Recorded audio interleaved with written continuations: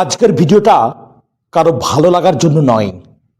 আজকের ভিডিওটা শুধুমাত্র ভিউ বাড়ানোর জন্য নয়। আজকের ভিডিওটা রক্তের দাগ নিয়ে কথা বলার জন্য। প্রশ্নটা খুব সোজা, বাঙালি হওয়াটা কি আজ অপরাধ? মুসলিম হওয়াটাই কি মৃত্যুদণ্ড? আজ আমরা কোনো দল করছি না, আজ আমরা কোনো নেতাকে অন্ধভাবে গালি দিচ্ছি না। আজ আমরা শুধু প্রশ্ন করছি, মানুষের রক্তের দাম কি এতটাই সোজা? উড়িষ্যায় কাজ করতে যাওয়া পশ্চিমবঙ্গের বহু পরিযায়ী শ্রমিক আজ আতঙ্কে। অভিযোগ, শুধু বাঙালি হওয়ার কারণে হেনস্থা, অপমান, এমনকি মারধর। আর দুঃখের বিষয়, এই শ্রমিকদের বড় অংশই মুসলিম। উড়িষ্যায় কাজ করতে যাওয়া পশ্চিমবঙ্গের পরিযায়ী শ্রমিকরা আজ নিরাপদ নয়, এমন অভিযোগ শুধু সোশ্যাল মিডিয়ায় নয়, মানুষের মুখে মুখে ফিরছে। বলা হচ্ছে, বাঙালি শুনলেই গালাগালি, মুসলিম জানলেই সন্দেহ, আর দুর্বল হলে মার। এমনকি একজনের প্রাণও গেছে। এটা যদি জুলুম না হয়, তাহলে জুলুম কাকে বলে? পরিষ্কার করে বলছি, এই শ্রমিকরা রাজনীতিবিদ না, সন্ত্রাসী না, কোনো দাঙ্গাবাজ না। এরা শুধু পেটের দায়ে কাজ করতে যাওয়া মানুষ। আল্লাহ তাআলা কোরআনে বলেন, জালিমদের দিকে সামান্যও ঝুঁকো না, তাহলে আগুন তোমাদের স্পর্শ করবে। সূরা হুদ আয়াত নম্বর 113। এখানে আল্লাহ শুধু জালিমকে না, জালিমদের পাশে দাঁড়ানো চুপ মানুষকেও সতর্ক করেছেন। পশ্চিমবঙ্গের মুখ্যমন্ত্রী, যিনি নিজেকে মা বলেন, আজ বাংলার ছেলেরা ভিন রাজ্যে মার খাচ্ছে, অপমানিত হচ্ছে, মরছে, আর উনি নীরব আছেন, চুপ আছেন। যখন বাংলার সন্তানরা ভিন রাজ্যে নিপীড়িত, তখন কেন এই নীরবতা? প্রশ্ন করা গুনাহ নয়, জুলুমের সময় চুপ থাকাই সবচেয়ে বড় অপরাধ।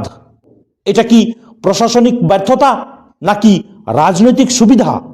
আপনি যদি এখনো না জাগেন, তাহলে ইতিহাস আপনাকে ক্ষমা করবে না। রাসূল সাল্লাল্লাহু আলাইহি সাল্লাম বলেছেন, জালিমকে সাহায্য করো এবং মজলুমকেও সাহায্য করো। সাহাবীরা জিজ্ঞাসা করলেন, হে আল্লাহর রাসূল সাল্লাল্লাহু আলাইহি ওয়াসাল্লাম, জালিমকে কিভাবে সাহায্য করব? তিনি বললেন, হাত ধরে তাকে জুলুম থেকে থামিয়ে দাও। বুখারী শরীফের হাদিস। নীরবতা মানে জালিমকে সুযোগ করে দেওয়া। রাসূল সাল্লাল্লাহু আলাইহি সাল্লাম বলেছেন, যখন কোনো জুলুম দেখো, তা হাত দিয়ে ঠেকাও, না পারলে মুখ দিয়ে বলো, আর যদি তাও না পারেন, তাহলে তাকে মনে মনে ঘৃণা করো। আর সেটাই ইমানের সবচেয়ে দুর্বল স্তর। মুসলিম শরীফের হাদিস। আজ প্রশ্ন হলো, ক্ষমতায় থেকেও যারা মুখ খুলছেন না, তাদের ইমানের স্তর কোথায়? আর এই অন্ধকারের মাঝেই একজন প্রতিনিধি উড়িষ্যায় গিয়ে নিজে পরিস্থিতি দেখতে চেয়েছেন। আমি জানি তিনি কংগ্রেস করেন, কিন্তু আজ আমি দল দেখছি না, আমি দেখছি দায়িত্ববোধ। জুলুমের সময় মাঠে নামাটাই আসল রাজনীতি। এই প্রেক্ষাপটে মুর্শিদাবাদের সাংসদ অধীর চৌধুরী উড়িষ্যায় গিয়ে নিজে পরিস্থিতি দেখতে চেয়েছেন। আমি রাজনীতি নয়, আমি এই মানবিক উদ্যোগটাকে সম্মান করি। তার এই প্রতিবাদীমূলক উড়িষ্যা ভ্রমণকে কুর্নিশ জানাই। রাসূল সাল্লাল্লাহু আলাইহি সাল্লাম বলেছেন, যে ব্যক্তি কোনো মজলুমের পাশে দাঁড়ায়, আল্লাহ কিয়ামতের দিন তার পাশে দাঁড়াবেন। তিরমিজি শরীফের হাদিস। আজ যদি আমরা চুপ থাকি, কাল হয়তো সেই চুপের শিকার হব আমরাই। বাঙালি হওয়া অপরাধ নয়, মুসলিম হওয়া অপরাধ নয়। অপরাধ শুধু জুলুম করা আর জুলুম দেখে চুপ থাকা। ইসলাম আমাদের শেখায়, মুসলিম শুধু নিজের জন্য না, অন্যায়ের বিরুদ্ধে সাক্ষী। আল্লাহ তাআলা বলেন, তোমরা মানুষের জন্য বের করা সর্বোত্তম জাতি, তোমরা সৎ কাজের আদেশ দাও এবং অসৎ কাজ থেকে বাধা দাও। সূরা আলে ইমরান আয়াত নম্বর 110। আজ যদি মুসলিম শ্রমিক নিপীড়িত হয় আর আমরা চুপ থাকি, তাহলে এই আয়াত আমাদের বিরুদ্ধেই সাক্ষ্য দেবে। আল্লাহ তাআলা আরো বলেন, হে মুমিনগণ, ন্যায় বিচারের উপর দৃঢ়ভাবে প্রতিষ্ঠিত থাকো, এমনকি তা যদি নিজের বা আত্মীয়ের বিরুদ্ধেও হয়। সূরা নিসা আয়াত নম্বর 135।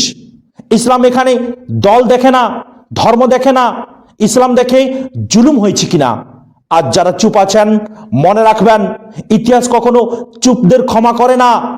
আজ উড়িষ্যায় যদি বাঙালি মার খায়, কাল অন্য রাজ্যে অন্য কেউ খাবে। জুলুম কোনো রাজ্য মানে না, নীরবতা পেলেই সে বেড়ে ওঠে। বাঙালি হওয়া অপরাধ নয়, মুসলিম হওয়া অপরাধ নয়, অপরাধ শুধু একটাই, জুলুম করা আর জুলুম দেখে চুপ থাকা। এই ভিডিওটি কোনো রাজনৈতিক দলের প্রচার নয়, এটি নিপীড়িত পরিযায়ী শ্রমিকদের মানবিক অধিকার নিয়ে কথা। ইসলাম জুলুমের পক্ষে চুপ থাকতে দেয় না। ইসলাম আমাদের শেখায় জুলুমের বিরুদ্ধে কথা বলা ইবাদত। আপনার শালীন মতামত রাখুন, গালিগালাজ থেকে বিরত থাকুন। জাতি নয়, ধর্ম নয়, মানুষ হিসেবে নিপীড়িতের পাশে দাঁড়ানোই ইসলাম। প্রিয় ভাইরা, যদি ভিডিওটি এতটুকু হলেও ভালো লাগে তাহলে একটি লাইক করবেন, কমেন্ট করবেন এবং অবশ্যই এটি চারিদিকে ছড়িয়ে যাওয়ার জন্য শেয়ার করবেন। আসসালামু আলাইকুম ওয়া রাহমাতুল্লাহি ওয়া বারাকাতুহু।